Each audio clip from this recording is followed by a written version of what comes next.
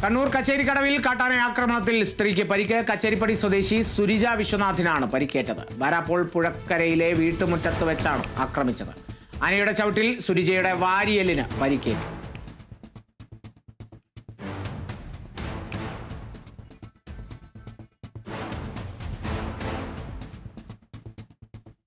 Thrissur കയ്പമംഗലത്ത് 34 gram hashish ഓയിലുമായി യുവാവ് പിടിയിൽ. കയ്പമംഗലം സ്വദേശി ഗോകുലാണ് എക്സൈസ് സംഘത്തിന്റെ പിടിയിലായത്. ലഹരിമരുന്ന് ചെറിയ ഡബ്ബകളിലാക്കി ആവശ്യക്കാർക്ക് എത്തിച്ചു നൽകുന്നതിനിടെയാണ് ഇയാൾ എക്സൈസ് സംഘത്തിന്റെ വലയിലാകുന്നത്. ഇയാൾ ഉപയോഗിച്ചിരുന്ന ബൈക്ക് എക്സൈസ് കസ്റ്റഡിയിലെടുത്തു.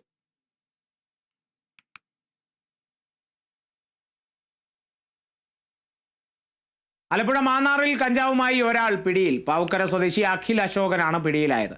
ഇയാളിൽ നിന്ന് 1 കിലോയിലധികം കഞ്ചാവും പിടികൂടി. രഹസ്യവിവരത്തിന്റെ അടിസ്ഥാനത്തിൽ നടത്തിയ പരിശോധനയിലാണ് പ്രതി പിടിയിലായത്.